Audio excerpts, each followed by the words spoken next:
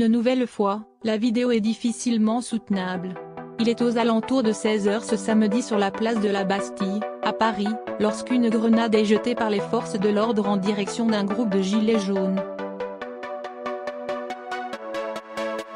L'un des leaders du mouvement, Jérôme Rodriguez, est alors en plein live sur Facebook, smartphone à la main.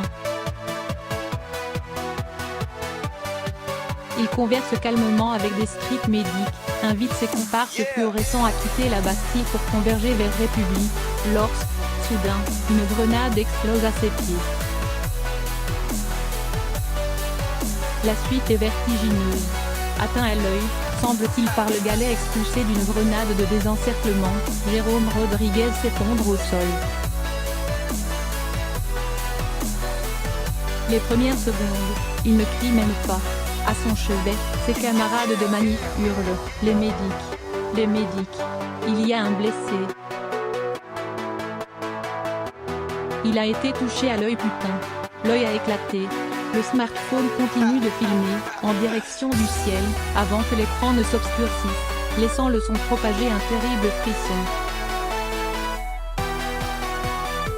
Semi-conscient, Jérôme Rodriguez susurre « Prévenez ma famille sur le live. La bande à Drouet. » La scène pose d'autant plus question que rien ne semble justifier le jet d'une grenade de désencerclement à ce moment-là. Des heurts ont eu lieu quelques minutes avant la détonation entre d'autres gilets jaunes et les forces de l'ordre, mais le live Facebook opéré par Jérôme Rodriguez documente de manière indiscutable le calme du personnage. L'homme, originaire de Seine-Saint-Denis, est un inconditionnel du mouvement des Gilets jaunes. Membre du groupe « La bande à Drouet », en référence à Éric Drouet, autre leader de la contestation au président Macron, Rodriguez est populaire grâce à ses directs sur Facebook, qui rassemblent parfois jusqu'à 20 000 personnes. C'est dire si cette blessure risque d'échauffer les esprits. Jusqu'ici rétif à aborder la question des violences policières, le ministre de l'Intérieur, Christophe Castaner, a cette fois réagi avec une promptitude qu'on ne lui connaissait guère. Dès 19h50, le locataire de Beauvau s'est fendu d'un tweet pour assurer que la police des polices IGPN, saisie par le préfet Michel Delpuech, fera toute la lumière sur les incidents qui se sont produits place de la Bastille. Contactée par Libération, la préfecture de police n'a pas donné suite.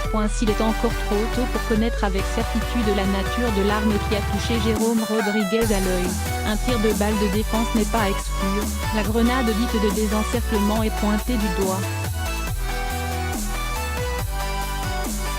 Il ne faut toutefois pas la confondre avec une autre grenade controversée, la Glier 4, chargée, elle, de 26 grammes de TNT. Sur la vidéo, l'arrivée de la munition au pied de Jérôme Rodriguez est nettement visible. Composée de 18 galets en caoutchouc propulsés à près de 150 mètres par seconde, cette arme est mise en cause pour sa dangerosité depuis plusieurs années. Lors du mouvement contre la loi travail du printemps 2016, par exemple, cette grenade a causé de très graves blessures. Le 26 mai 2016, Romain Dussault, un manifestant, est touché à la tête. Opéré en urgence, il est placé dans le coma et souffre d'une fracture et d'un enfoncement de la boîte crânienne, d'un hématome sous-dural et d'une hémorragie méningée. Zone crânio-faciale. Quelques mois plus tard, c'est un autre manifestant, Laurent Théron, qui est, lui, gravement atteint et perd la vue d'un œil. Libération avait alors révélé que les expertises balistiques réalisées dans le cadre de ces enquêtes pointaient clairement le danger de cette arme même dans le cadre d'une utilisation normale, rigoureuse et préconisée. La course des galets en caoutchouc n'est effectivement pas maîtrisée par les policiers même si le lancer est bien effectué.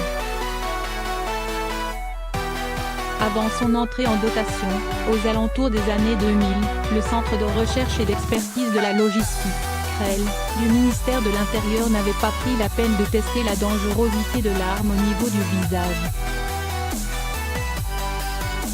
Le rapport réalisé à l'époque indiquait sans détour, aucune évaluation pour des tirs en zone crânio-faciale n'a été effectuée car la région thoraco-abdominale est, sur le plan statistique, la région la plus souvent atteinte lors des tirs.